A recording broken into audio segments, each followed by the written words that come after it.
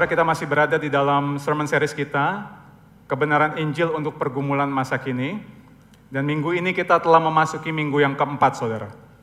Dan judul khotbah untuk firman Tuhan hari ini adalah Kepastian di Tengah Keraguan. Dan ayat perenungan terambil dari Mazmur 14 ayat yang ke-1 sampai dengan ayat yang ke-7. Mari kita baca secara bergantian. Saya membaca ayat pertama, bersama-sama ayat yang kedua, terus bergantian sampai dengan selesai. Mazmur 14 ayat 1 sampai ke-7. Untuk pemimpin biduan dari Daud. Orang bebal berkata dalam hatinya, tidak ada Allah. Busuk dan jijik perbuatan mereka, tidak ada yang berbuat baik. Tuhan memandang ke bawah dari sorga kepada anak-anak manusia untuk melihat apakah ada yang berakal budi dan yang mencari Allah. Mereka semua telah menyeleweng, semua telah bejat, tidak ada yang berbuat baik, seorang pun tidak. Tidak sadarkah semua orang yang melakukan kejahatan, yang memakan habis umatku seperti memakan roti, dan yang tidak berseru kepada Tuhan? Di sanalah mereka ditimpa kekejutan yang besar, sebab Allah menyertai angkatan yang benar.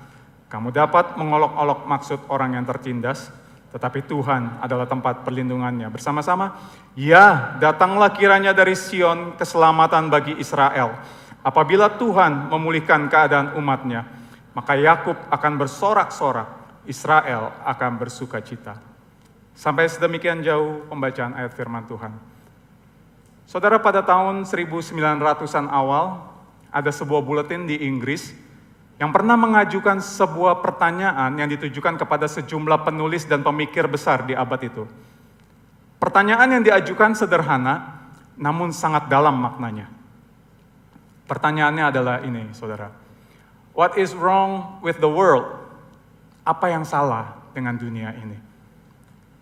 Dari begitu banyaknya jawaban yang diterima, salah satu jawaban yang sangat mengejutkan datang dari seorang penulis yang juga adalah seorang filsuf Kristen bernama G.K. Chesterton.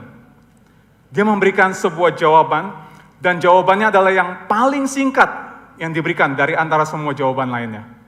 Dia memberikan jawaban seperti ini. I am. Saya. Jawaban ini, saudara, meskipun singkat, mengandung makna yang sangat dalam. Chesterton dia tidak sedang mengatakan bahwa dialah satu-satunya penyebab kekacauan di dunia ini. Namun saudara, dia sedang menyampaikan sebuah kebenaran dengan penuh kerendahan hati.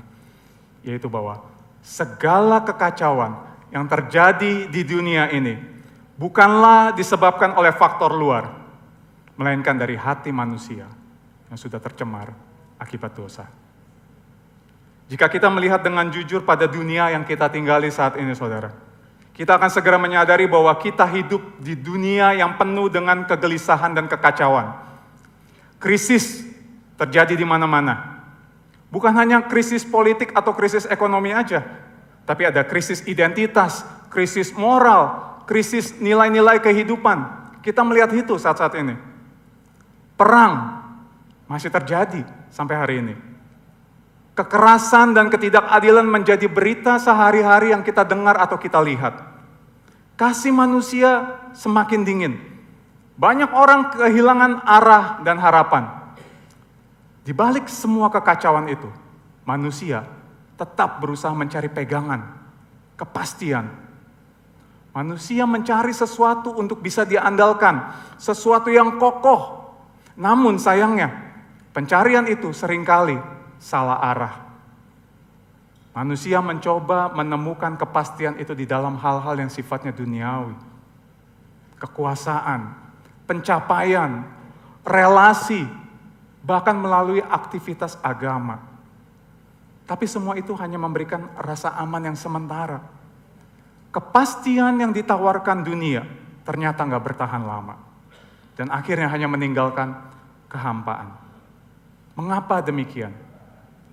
Karena masalahnya bukan ada yang di luar sana, tapi ada di dalam sini, saudara. Di dalam diri manusia. Jadi masalah terbesar dunia bukanlah kekacauan di luar sana, tapi kehancuran yang tersembunyi di hati manusia yang berdosa. Dosa telah mencemari hati manusia dari sejak kejatuhan pertama manusia di Taman Eden. Dosa membuat manusia lebih mencintai diri sendiri daripada mencintai Tuhan. Dan akibat dosa, manusia kehilangan arah dan kepercayaan kepada Tuhan yang menciptakannya. Banyak orang mengaku percaya, tapi mereka hidup seperti Tuhan tidak ada. Dan lebih menyedihkan lagi, banyak orang bukan hanya melupakan Tuhan, tapi mulai meragukan Tuhan dan bahkan menolak Tuhan. Dosa membutakan manusia, bukan hanya dari jalan Tuhan, tapi juga dari kehadirannya yang sebenarnya tidak jauh. Nah, saudara, pergumulan dan kondisi hati manusia yang kita lihat saat ini, bahkan sampai meragukan dan menolak Tuhan, sesungguhnya itu bukanlah hal baru, saudara. Krisis iman dan kehancuran itu sudah ada dari sejak zaman dahulu. Mazmur 14 yang kita baca tadi memberikan gambaran akan realita tersebut. Pada bagian awal ini kita akan melihat kebobrokan manusia akibat dosa. Kalau kita melihat kembali kepada Mazmur 14, saudara, sebenarnya tidak ada catatan secara pasti tentang kapan Daud menulis Mazmur 14 ini atau kejadian spesifik apa yang membuat dia menulis Mazmur 14 ini. Kita hanya bisa menduga-duga konteks dan juga maksud apa yang Daud tulis ini. Namun yang jelas, saudara, kondisi zaman Daud pada waktu itu tidak jauh berbeda dengan kondisi kita saat ini. Daud menyaksikan sendiri bagaimana kerusakan manusia, hati manusia yang begitu dalam. Manusia hidup semaunya sendiri, manusia hidup dengan meremehkan dosa, memutarbalikkan kebenaran, dan berjalan menjauh dari Tuhan. Bahkan di tengah semua itu, saudara, ada orang-orang yang terus berusaha berjalan dengan cara mereka sendiri. Dan bahkan banyak juga yang terang-terangan menolak dan tidak menghormati Tuhan. Nah, saudara, seringkali terjadi kesalahpahaman ketika kita membaca Mazmur 14 ini. Jadi banyak orang menganggap bahwa orang bebal yang dimaksudkan Daud adalah mereka yang secara terang-terangan tidak percaya kepada Tuhan. Atau yang sekarang kita sebut sebagai orang ateis, saudara.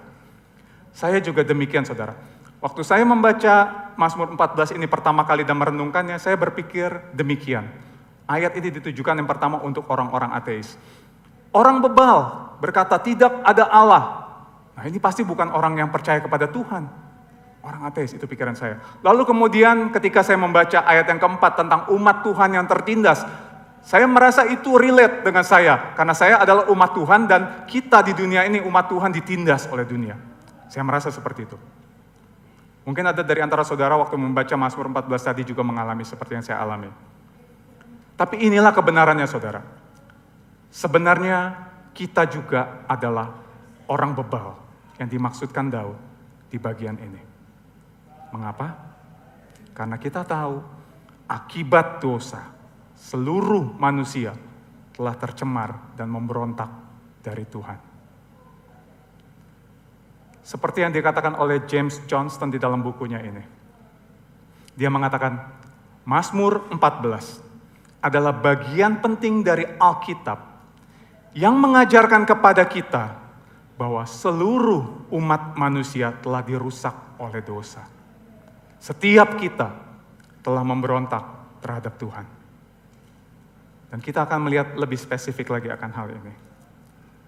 Saudara, kata bebal di dalam Alkitab versi bahasa Indonesia lainnya banyak dituliskan sebagai bodoh.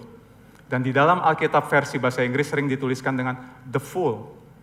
Tapi bebal atau bodoh di sini bukan berbicara tentang kebodohan secara intelektual ya, saudara. Seseorang yang dikatakan bebal atau bodoh pada bagian ini bisa jadi seorang yang sangat pandai, seorang yang berpendidikan sangat tinggi. Tapi penekanan bodoh di sini adalah pada moral dan spiritual yang cacat. Sesuai dengan arti dari bahasa aslinya, Nabal yang artinya bodoh, bejat, atau orang tidak bermoral. Kalau kita melihat kembali kepada ayat yang pertama, di sana Daud mengatakan, orang bebal berkata dalam hatinya, tidak ada Allah.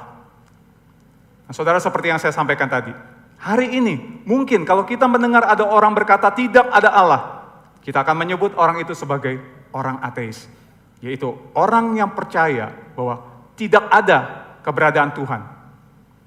Tapi pada bagian ini, Daud tidak sedang menunjuk secara khusus kepada orang-orang yang kita sebut ateis itu.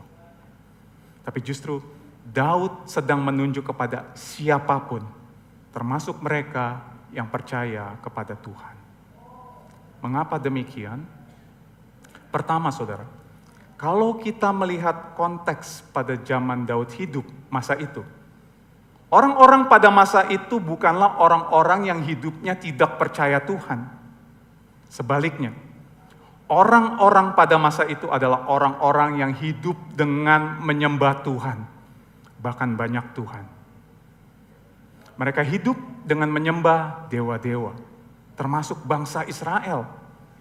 Jadi pada waktu bangsa Israel jatuh ke dalam dosa, saudara, dosa mereka bukannya tadinya mereka percaya Tuhan, lalu mereka menjadi tidak percaya Tuhan seperti orang ateis, bukan seperti itu. Tapi ini, saudara, karena mereka berbalik dari Tuhan dan menyembah dewa-dewa yang lain yang sebenarnya bukan Tuhan. Jadi orang bebal yang mengatakan tidak ada Allah yang Daud maksudkan di sini adalah mereka yang percaya kepada Tuhan lalu berbalik meninggalkan Tuhan dengan menyembah dewa lain.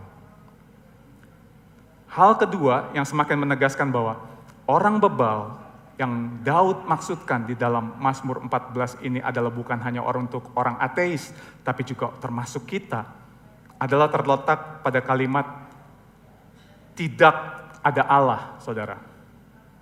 Jadi di dalam terjemahan bahasa Inggrisnya, saudara, kalimat tidak ada Allah itu seringkali dituliskan there is no God.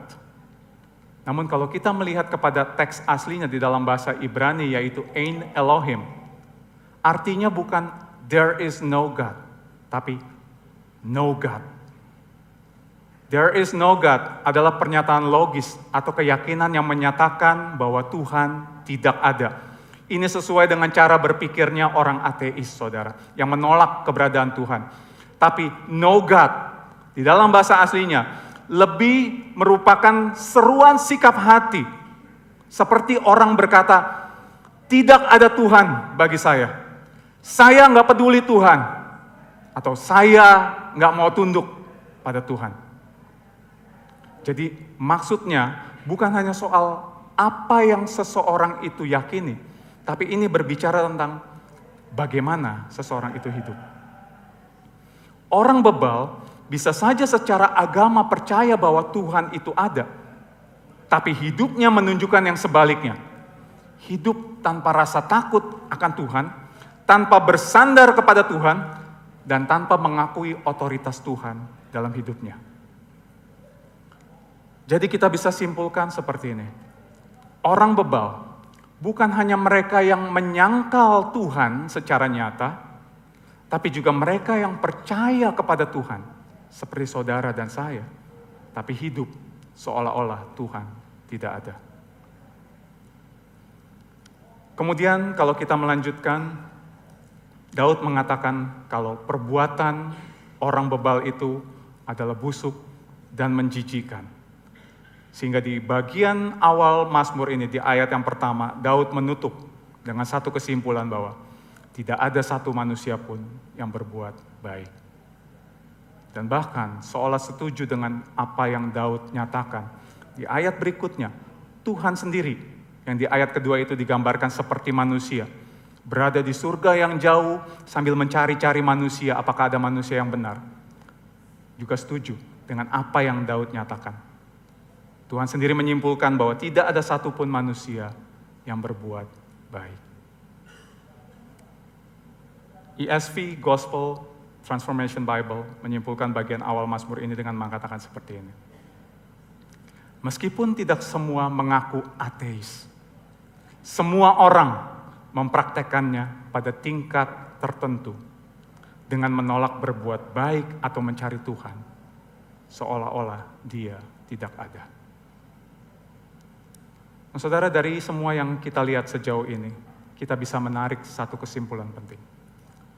Orang bebal bukan hanya mereka yang tidak percaya kepada Tuhan, tapi juga mereka yang hidup seolah-olah Tuhan tidak ada. Bisa jadi di bibir kita mengaku percaya Tuhan, tapi di dalam hidup kita berkata, no God.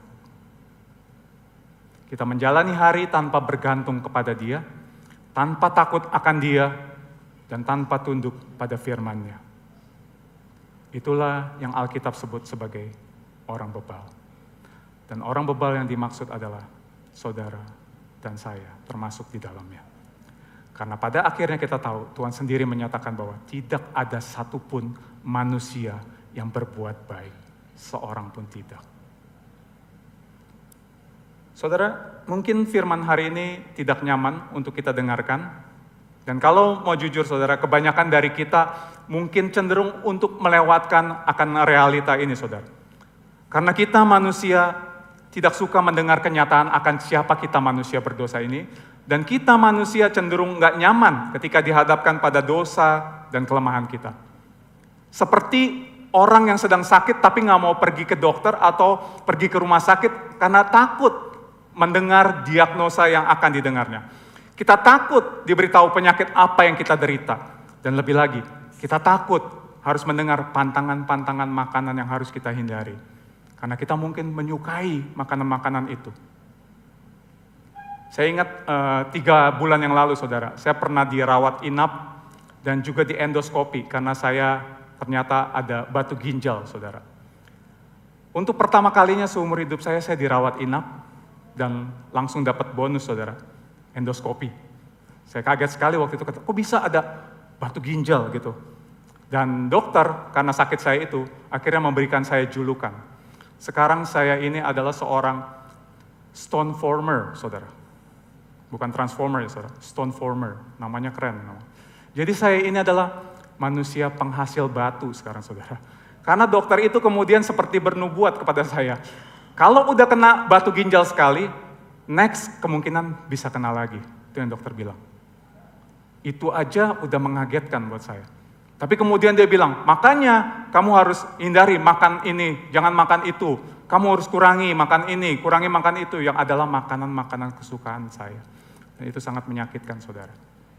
Tapi ada yang senang dengar itu, istri saya. Karena dia waktu nasihatin saya tuh suka bandel saudara. Nah mungkin ada di tempat ini para istri yang bergumul seperti istri saya. Tuh ada yang senggol-senggol. Biar kiranya dokter saja yang menjamah hati suami saudara ya. Nah saudara, kalau mau jujur, itulah kecenderungan kita saudara.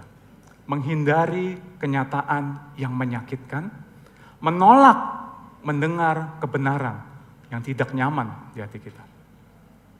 Tapi saya ingin ingatkan saudara, bahwa bagian ini tidak bisa kita skip begitu saja saudara. Karena bagian ini merupakan bagian yang sangat penting. Saudara, ada yang perlu kita semua ketahui terkait dengan Mazmur 14 ini saudara. Mengapa saya katakan bahwa Mazmur 14 ini adalah Mazmur yang penting saudara? Karena ternyata saudara, Alkitab mengulang kembali bagian Mazmur 14 ini di bagian Mazmur yang lain saudara. Kalau saudara melihat dan membaca Mazmur 53 ini saudara, maka saudara akan menemukan isi yang sangat mirip dengan Mazmur 14. Hanya sangat sedikit perbedaannya. Saudara, kita tahu apa yang ada di dalam Alkitab, firman Tuhan, semuanya itu penting saudara. Tapi ada sesuatu yang sangat penting ketika firman ini kembali disampaikan. Dan terkait pengulangan ini saudara, James Montgomery Boyce mengatakan seperti ini. Apapun yang Tuhan katakan sekali, menuntut perhatian kita. Apapun yang dia katakan 2 kali, menuntut perhatian lebih kita. Dengan kata lain saudara, kita tidak bisa melewatkan Mazmur 14 ini begitu saja. Karena ini sesuatu yang sangat penting. Karena coba saudara bayangkan ya, seandainya kita berandai-andai. Misalnya, Mazmur 14 ditulis Daud pada waktu dia masih muda. Anggaplah dia umur 30 tahun.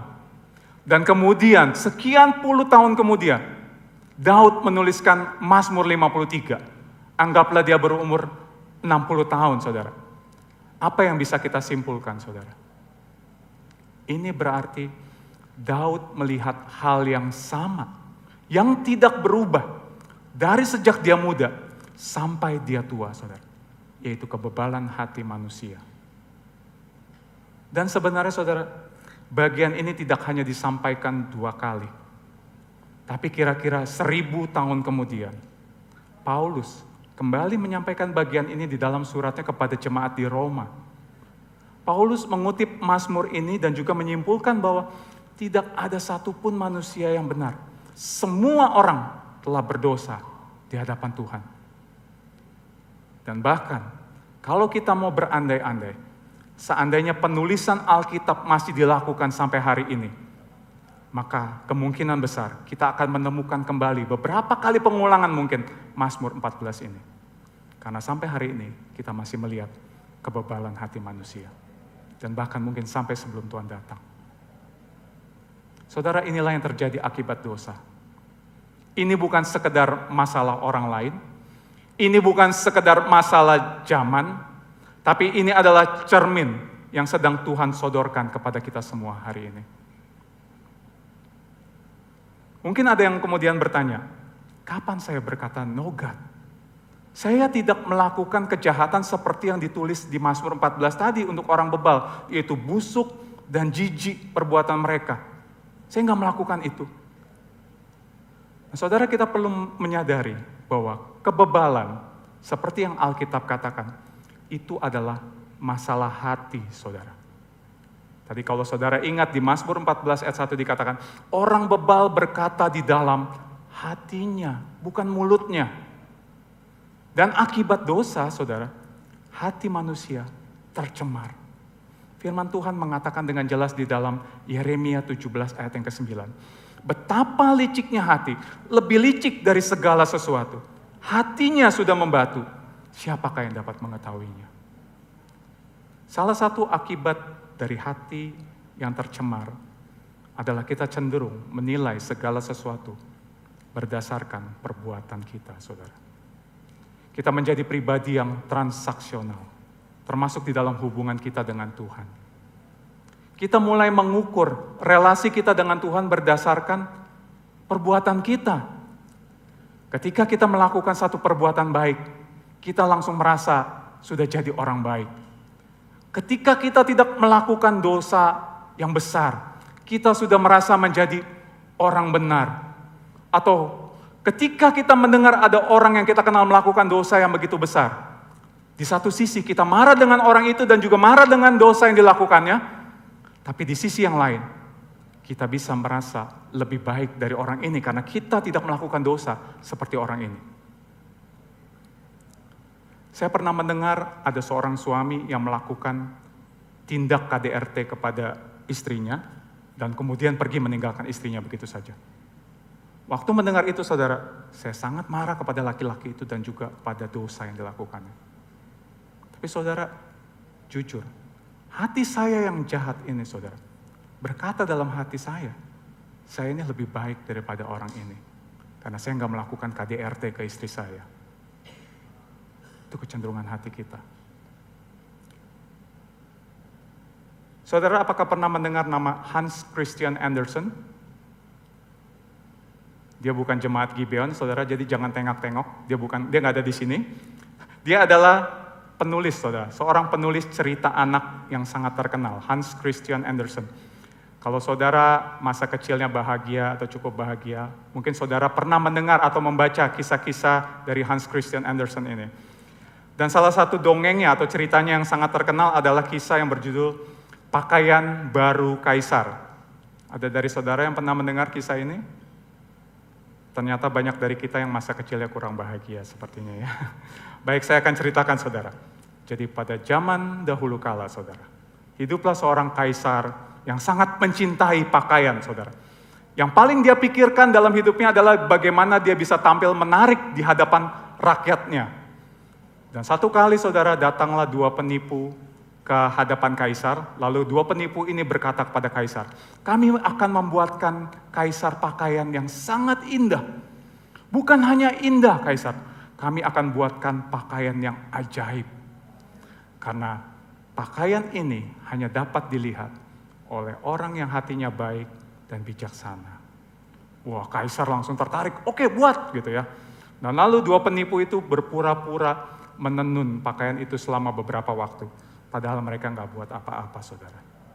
Kaisar kemudian menyuruh anak buahnya satu persatu untuk ngecek apa yang dilakukan oleh dua penipu itu. Dan tentu saja mereka nggak melihat apa yang dibuat oleh penipu itu. Tapi karena nggak mau dianggap bodoh, mereka semua lapor ke kaisar dan bilang, keren kaisar. Wah, kaisar penasaran, lalu kaisar mau melihat sendiri apa yang dibuat oleh penipu itu. Tapi kaisar juga nggak melihat apa yang dibuat oleh penipu itu. Tapi dia bilang ke penipu itu, bagus, bagus. Saya mau pakai pakaian itu.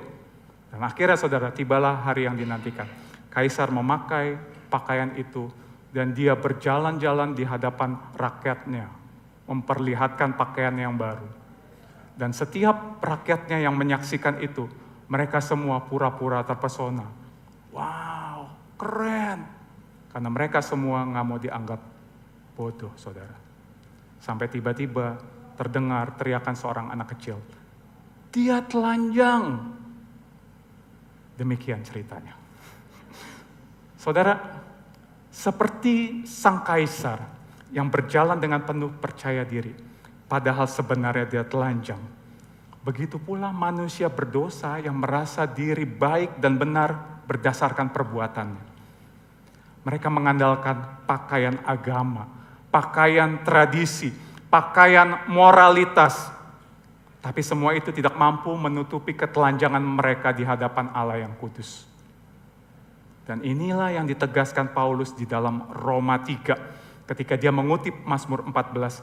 Tidak ada seorang pun yang benar, tidak ada seorang pun yang mencari Allah, tidak ada seorang pun yang melakukan yang baik. Mengapa Paulus mengatakan hal itu kepada jemaat di Roma?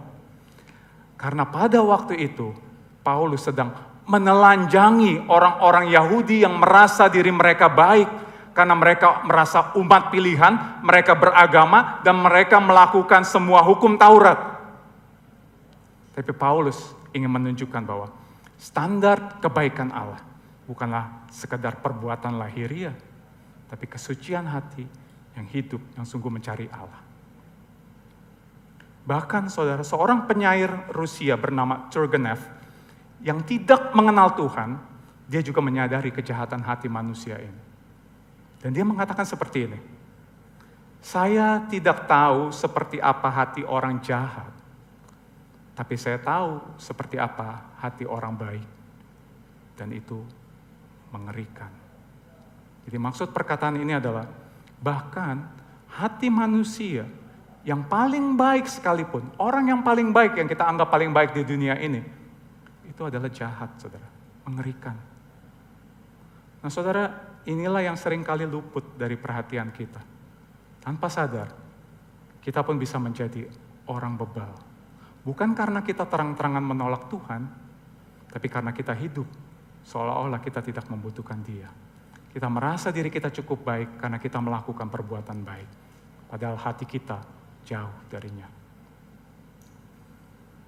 Lalu mungkin ada juga yang bertanya, kapan saya berkata no God?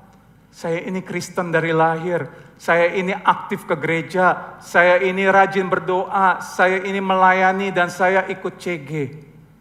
Rasanya gak mungkin saya gak percaya Tuhan, apalagi sampai mengabaikan Tuhan dalam hidup saya.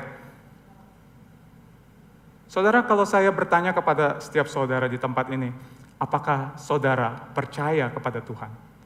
Saya yakin saudara dalam sekejap akan langsung berkata, percaya. Buktinya saya hadir di gereja ini, saya beribadah, itu karena saya percaya Tuhan. Tapi bagaimana kalau pertanyaannya saya ubah sedikit? Apakah saudara percaya kepada Tuhan dengan sepenuh hati? Mungkin sebagian besar dari kita akan menjawab lebih lama daripada menjawab pertanyaan pertama tadi. Karena percaya kepada Tuhan dengan sepenuh hati adalah hal yang jauh lebih dalam daripada sekedar mengakui keberadaannya. Percaya kepada Tuhan dengan sepenuh hati bukan hanya bicara tentang hadir di gereja, bukan hanya bicara tentang ikut pelayanan, tapi ini lebih soal mengandalkan Dia sepenuhnya di dalam setiap aspek kehidupan kita. Masalah kita sebagai orang percaya, biasanya bukan karena kita nggak percaya Tuhan. Saya yakin kita semua di tempat ini percaya kepada Tuhan. Kita datang ke gereja, kita melayani, kita berdoa. Tapi masalah dari kebanyakan kita adalah kita mengaku percaya kepada Tuhan, tapi kepercayaan kita kepadanya tidak kita lakukan dengan sepenuh hati kita.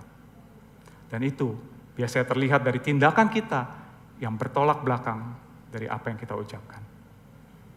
Kita mengatakan kita percaya kepada Tuhan dengan sepenuh hati. Tapi di dalam keseharian kita tetap mengandalkan pemikiran kita sendiri, keyakinan kita sendiri, atau kepintaran kita sendiri.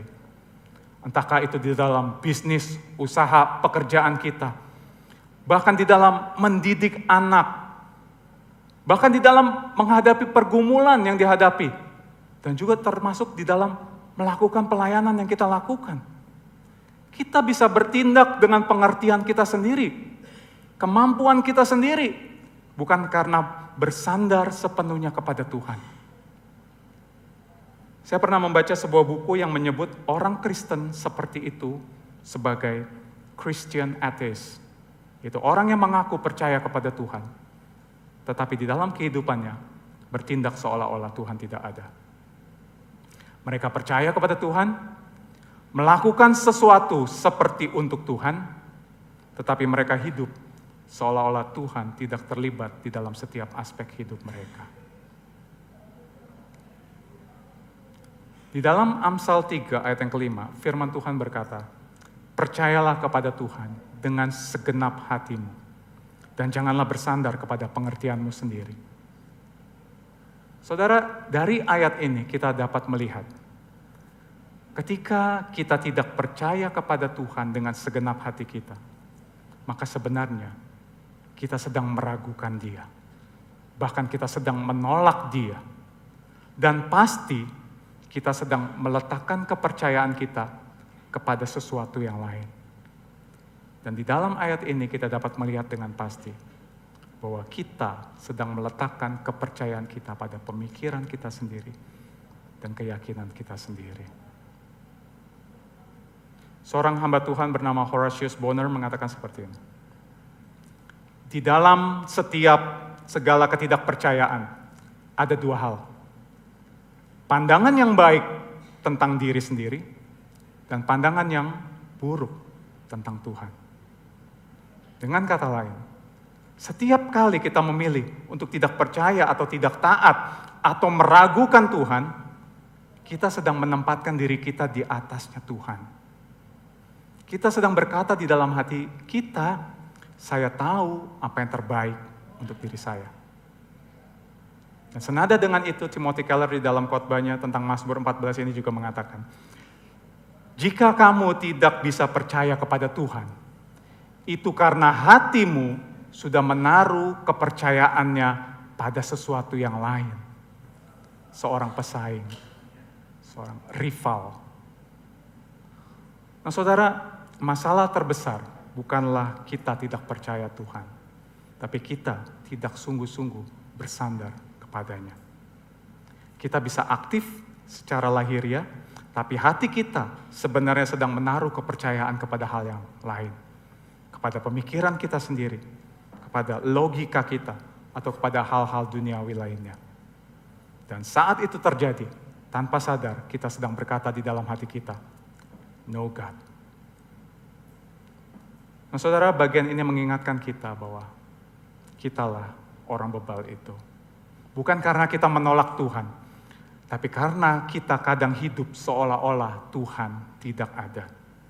Kita berkata percaya, tapi bersandar pada kekuatan sendiri. Kita menyebut Tuhan berdaulat, tapi kita mengabaikan Dia di dalam setiap keputusan yang kita ambil. Kita datang beribadah, tetapi di dalam kehidupan sehari-hari, kita mengesampingkan Tuhan. Dan inilah intinya sekali lagi. Setiap kali kita tidak percaya kepada Tuhan dengan sepenuh hati kita sedang berkata di dalam hati kita, no God. Saudara, cukup rendah hatikah kita untuk bisa mengakui dan berkata seperti G.K. Chesterton berkata, I am the problem, Lord. Sayalah masalahnya.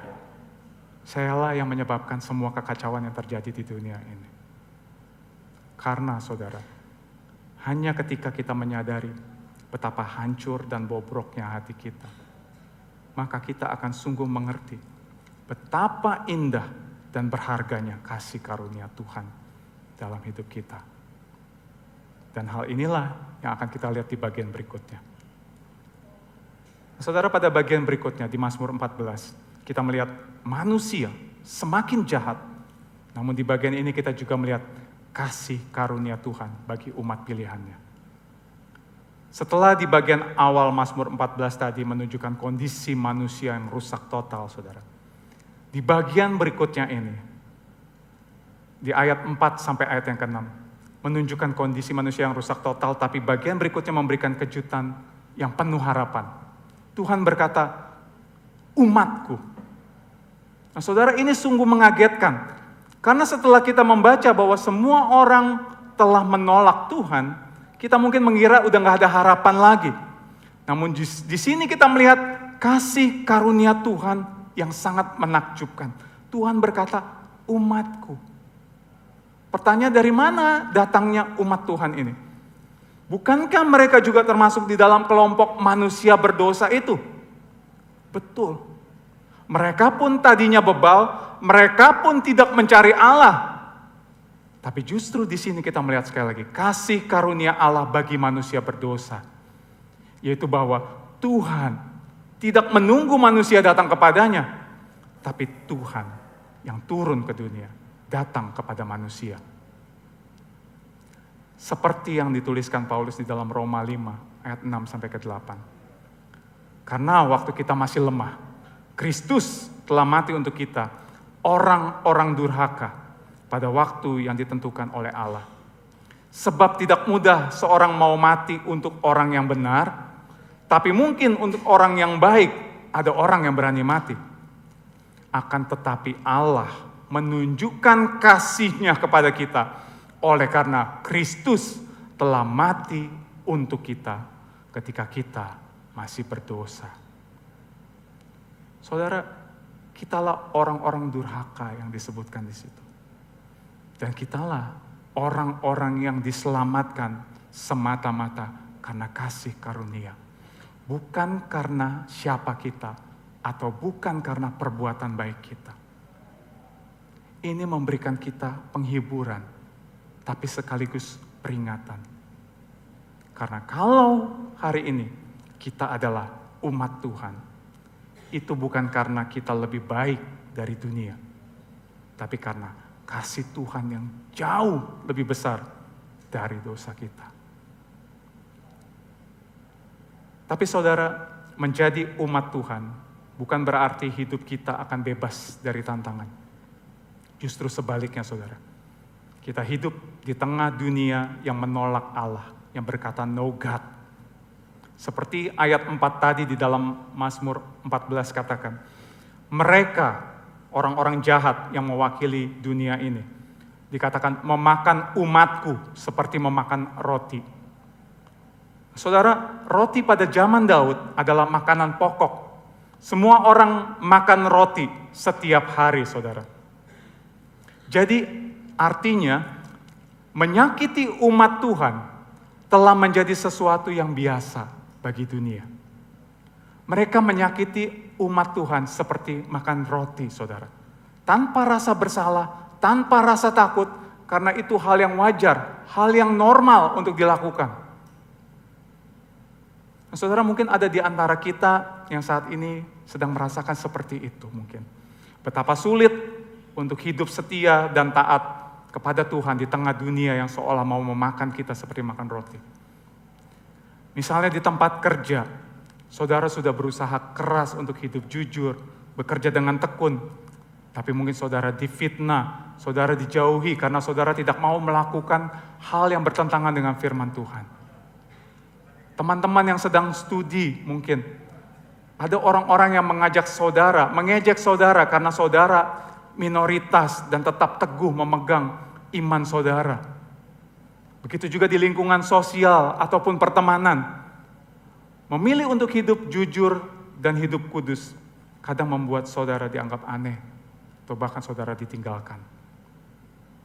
Nah, saudara, kita sadar bahwa kita ini sebenarnya adalah orang-orang bebal. Orang-orang yang sesat, yang hidup seolah-olah Tuhan gak ada. Tetapi kasih karunia Tuhan datang kepada kita dan menyelamatkan kita. Bukan karena kita baik, tapi karena Dia yang baik. Kita diampuni, kita diangkat menjadi umatnya, dan kita menjadi milik kesayangannya. Namun justru, sebagai umatnya, kita pasti akan menghadapi dunia yang menolak Allah. Dunia akan berusaha untuk memakan kita seperti memakan roti. Pertanyaannya sekarang, bagaimana reaksi kita? Apakah kita juga akan menjadi marah dengan dunia? Apakah kita akan menjadi iri hati kepada orang-orang dunia yang kelihatannya hidupnya enak, sementara kita, umat Tuhan, hidupnya tertekan? Atau apakah kita akan menjadi patah semangat dan kemudian berpikir untuk kompromi agar kita nggak dimakan? Dan akhirnya kita memilih untuk ragu dan kemudian kita menolak Tuhan di dalam hidup kita sekali lagi. Atau apakah kita mau untuk terus mengingat kembali siapa kita sebenarnya? Orang-orang bebal yang telah diselamatkan semata karena kasih karunia. Dan justru karena itulah kita mau menanggapi dunia ini bukan dengan kepahitan, tapi dengan tetap hidup setia kepada Tuhan. Nah, saudara, meskipun dunia pasti akan terus berusaha untuk menghancurkan umat Tuhan. Ayat 5 dan 6 dari Mazmur 14 ini mengingatkan kita akan janji yang begitu indah dari Tuhan sendiri. Tuhan sendiri yang berjanji untuk menyertai umatnya. Dan Dia memberikan jaminan dirinya sendiri, saudara, sebagai tempat perlindungan bagi umatnya. Saudara, bayangkan seorang anak kecil yang ketakutan ketika dia harus masuk sekolah untuk pertama kalinya, saudara. Dia takut, dia khawatir karena itu lingkungan yang baru buat dia. Dia merasa sendirian. Tapi kemudian papa mamanya datang kepadanya, memeluk dia, lalu berkata, "Tenang nak, papa ada sama-sama kamu, mama juga ada sama-sama kamu. Papa dan mama akan ikut menemani kamu." Betapa tenangnya hati anak itu mendengar papa mamanya berkata seperti itu. Atau misalkan di sebuah negeri yang kacau karena peperangan, rakyatnya ketakutan dan khawatir apakah mereka akan selamat. Tapi kemudian pemimpin negara itu berdiri dan berkata kepada rakyatnya, "Tenang, saya ada bersama-sama dengan kalian. Kalian tidak perlu khawatir." Saya rasa itu juga akan menenangkan hati rakyat yang mendengarnya. Nah, saudara, bayangkan di tengah dunia yang kacau balau hari-hari ini. Di tengah dunia yang mau memakan kita, umat Tuhan. Kita mendengar suara Tuhan berkata kepada kita, "Aku beserta engkau. Jangan takut. Aku sendiri yang akan jadi perlindunganmu." Saudara, apa yang lebih menenangkan daripada mendengar ini? Bahwa Tuhan, pencipta langit dan bumi dan segala isinya, menyertai dan menopang kita umatnya. Inilah yang membuat kita dapat tetap berdiri di tengah dunia yang kacau dan penuh ketidakpastian ini. Kasih karunia yang menyelamatkan kita dan terus menopang kita. Dan janjinya yang tidak pernah gagal untuk senantiasa menyertai dan melindungi kita. Dan kita bersyukur karena hal tersebut sudah memberikan pengharapan kepada kita. Bukan hanya pengharapan sementara, tapi satu pengharapan yang pasti yang kita temukan di dalam pribadi Tuhan kita. Dan inilah yang Daud sampaikan di bagian akhir tulisannya. Di ayat ke-7 Daud berkata, "Ya, datanglah kiranya dari Sion keselamatan bagi Israel. Apabila Tuhan memulihkan keadaan umatnya, maka Yakub akan bersorak-sorak, Israel akan bersuka cita." Apa makna dari ungkapan ini? Saudara, Sion adalah sebuah bukit yang terdapat di Yerusalem. Tapi Sion bukan hanya tempat biasa, saudara. Melainkan simbol akan hadirat Allah itu sendiri. Tempat di mana Allah berdiam di tengah umatnya. Jadi ketika Daud berseru agar keselamatan datang dari Sion, dia sedang meminta agar Allah yang Maha Kuasa itu turun tangan langsung untuk memulihkan dan menyelamatkan umatnya. Dan pada akhirnya kita tahu, saudara, Tuhan seolah menjawab seruan Daud dengan cara yang luar biasa. Allah, dia tidak hanya memandang dari surga yang jauh, tapi Allah turun ke dunia ini. Allah mengutus anaknya yang sangat dikasihinya, Yesus, untuk menyelamatkan kita semua. Dan apa yang Daud serukan ini juga adalah apa yang dinubuatkan oleh Nabi Zakaria ratusan tahun sebelum Yesus datang. Dan Yesus menggenapi nubuat itu di dalam peristiwa yang kita kenal sebagai Minggu Palma, saudara. Yaitu peristiwa Yesus masuk ke Yerusalem untuk terakhir kalinya sebelum dia ditangkap dan kemudian disalibkan. Di dalam Matius 21 ayat 5, waktu Yesus masuk ke Yerusalem, Matius mencatat, "Katakanlah kepada putri Sion, lihat, rajamu datang kepadamu. Ia lemah lembut dan mengendarai seekor keledai beban yang muda." Ini adalah nubuatan Zakaria. Ketika Yesus memasuki Yerusalem di minggu terakhir sebelum ia ditangkap dan disalibkan, dia datang tidak dengan pasukan yang besar atau dengan kendaraan yang megah. Raja yang mulia itu, dia datang dengan cara yang sangat sederhana dan penuh kerendahan hati. Dia mengendarai seekor keledai, bukan kuda perang. Orang-orang pada waktu itu menyambutnya dengan sorak-sorai. Mereka melambai-lambaikan daun palma dan mereka berseru, "Hosana bagi anak Daud! Hosana bagi anak Daud." Tapi kita tahu kisah ini tidak berhenti di sini. Karena tidak lama kemudian mereka yang tadinya mengeluh-elukan Yesus, "Hosana bagi anak Daud." Kemudian mereka berbalik berteriak, "Salibkan dia! Salibkan dia!" Saudara, disinilah kita melihat paradoks keselamatan dari Sion. Sang Raja sejati datang bukan untuk memerintah dengan kekuatan duniawi, tapi dia datang untuk menyerahkan dirinya di salib, yang adalah lambang kebodohan dan kehinaan di mata dunia. Dunia menolak cara Allah yang penuh dengan kerendahan dan pengorbanan ini, karena dunia lebih tertarik pada kemuliaan tanpa penderitaan, keselamatan tanpa pertobatan, dan pengampunan tanpa salib. Tapi di sini kita melihat jawaban Allah atas seruan Daud dan yang menjadi jeritan hati terdalam dari setiap manusia, bahwa keselamatan sejati tidak datang dengan cara dunia, tapi dengan cara Allah. Cara yang nampaknya bodoh bagi dunia, namun penuh kuasa bagi mereka yang percaya. Dan cara itu adalah salib. Karena di salib itu, Yesus, dia sang sumber hikmat. Dia rela dianggap rendah. Dia rela dianggap hina. Di salib itu, Yesus, dia yang kudus. Dia rela dianggap fasik dan bebal demi menanggung hukuman kita. Dan di salib itu, Yesus yang layak disembah, justru dia dihina dan disalibkan oleh mereka yang mengaku percaya kepada Allah. Sekalipun salib adalah lambang penghinaan dan penderitaan, di sanalah rencana Allah yang paling mulia terwujud. Kepastian keselamatan itu justru digenapi di salib. Karena melalui salib, kita yang bebal dan kita yang menolak Allah, kita diubahkan menjadi anak-anak terang.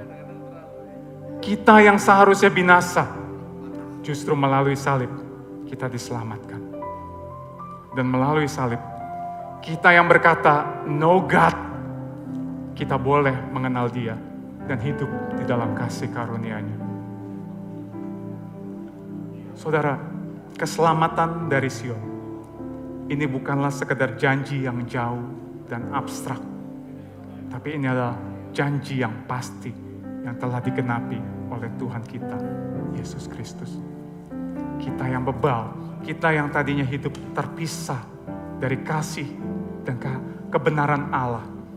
Justru di tengah segala kebobrokan itu, di tengah segala ketidakmampuan kita itulah kasih karunia Allah menyinari kita dan membebaskan kita. Kasih karunia-Nya mengangkat kita dari kegelapan dosa dan memanggil kita menjadi anak-anak terang dan hidup di dalam kepastian pengharapan di dalam Dia. Oleh sebab itu, mari saat ini kita bertanya kepada diri kita, apakah ada bagian dalam hidup kita yang masih terus menolak Allah, baik di dalam pikiran kita, di dalam keputusan kita, atau di dalam kebiasaan kita sehari-hari? Apakah di dalam rutinitas pekerjaan atau di dalam relasi kita telah benar-benar mencerminkan hidup yang dipimpin oleh iman kepada Kristus? Dan apakah kita hidup setiap hari dengan kesadaran penuh bahwa kita diselamatkan bukan karena kita layak, tapi karena kasih karunia Kristus semata? Mari saya undang setiap kita bangkit berdiri. Saudara, Tuhan telah menunjukkan kepastian pengharapan kita di dalam pribadi Kristus, yang telah menyerahkan dirinya di salib demi menebus kita, orang-orang bebal dan berdosa ini. Maka sebagai orang-orang yang telah menerima kasih karunia itu, saudara, biar kiranya kita dapat senantiasa terus mengingat, bersyukur atas kasih-Nya di dalam hidup kita. Dan kiranya kita tidak menyimpan kasih yang telah kita terima itu seorang diri saja. Dunia di sekitar kita masih hidup di dalam kebebalan. Mereka berkata, no God. Mari kita hidup sebagai saksi Kristus, membawa terang Injil kepada mereka yang belum mengenal Kristus, agar mereka juga boleh mengalami kepastian keselamatan yang sejati dari Sion. Oleh sebab itu, sebagai orang-orang berinjil, kiranya kita dapat senantiasa bersyukur karena menyadari bahwa kita adalah orang-orang yang diselamatkan semata-mata karena kasih karunia, bukan karena usaha kita. Sebagai orang berinjil, kiranya kita senantiasa rindu untuk membagikan kabar keselamatan ini dengan rendah hati dan penuh kasih di tengah dunia yang berkata, no God. Sebagai orang berinjil, kiranya kita senantiasa bersandar pada Kristus sebagai sumber kepastian dan kekuatan sejati di dalam kehidupan kita.